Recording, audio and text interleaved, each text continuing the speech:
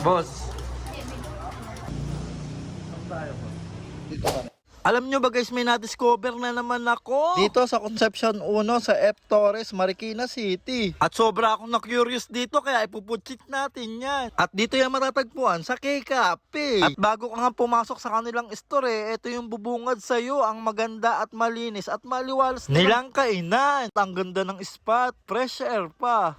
Tara, pasukin na natin yan. Excited ako makita yung store nila sa loob eh. At in fairness pagpasok mo pa lang, amoy mo na agad yung bango ng store nila.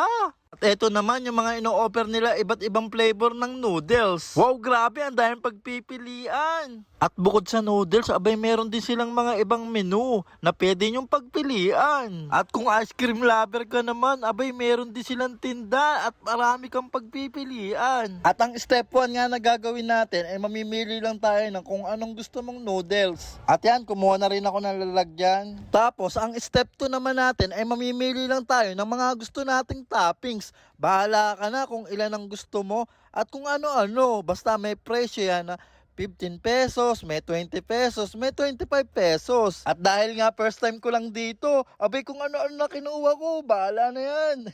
So ayun guys, ito na yung napili natin na cheese ramyong. Tapos may toppings din tayo na fish cake, yan.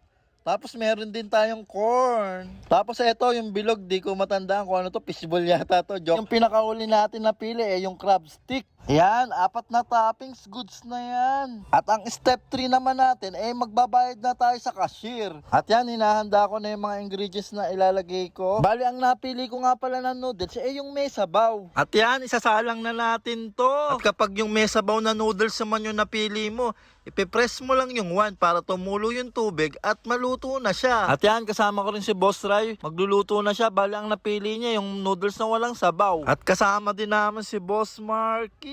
At yan, siya na yung maglalagay ng huling topping sa in-order naming noodles. Di nga ganito yung klaseng pagluluto ng noodles ang nakasanayan natin, pero napaka-solid ng experience na to. At yan, waiting kami sa noodles maluto. All good. Finally, luto na siya at tumutunog na siya. At 0-0 na rin yung number sa taas, kaya anguin na natin to. Alam nyo ba, yung napili kong noodles, best seller nila to. Kaya naman, sobrang excited akong tikman to. Okay, pucheck na natin to. First bite. Wow, solid. Mainit na maanghang. Pero sobrang goods quality. Sobrang dami niya. Nakita nyo naman guys, ang laki, diba? Kung ako lang kakain ito hindi ko mauubos lahat to. Imagine guys 39 pesos lang tong noodles na to. At yan, kumakain na rin si Boss Marky. At kasama din nga pala namin ang commander ni Boss Ryan na si Raquel. At kumakain na rin sila ni Boss Ryan. Napaka-solid daw ng na-order nila. Goods daw at panalo. Maraming salamat sa pagsama sa akin mga boss. Si Boss Ryan naman na magpo-check. Wow, sobrang quality daw. Goods na goods. Dahil medyo marami nga yung noodles, pinagtulungan na lang namin ni Boss Marky para mabilis maubos. At eto yung mga memories na hindi nabibili. Na sa simpleng kainan lang, naging masaya kayo. Napaka-solid nun.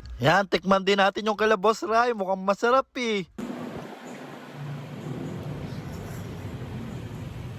Sarap.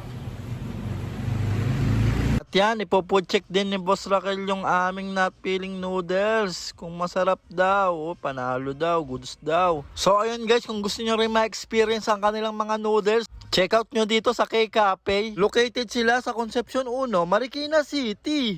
So ayun, dito ko na rin tatapusin yung video ko. Maraming salamat sa panonood. Hanggang sa muli, aking kabuhat. Peace out!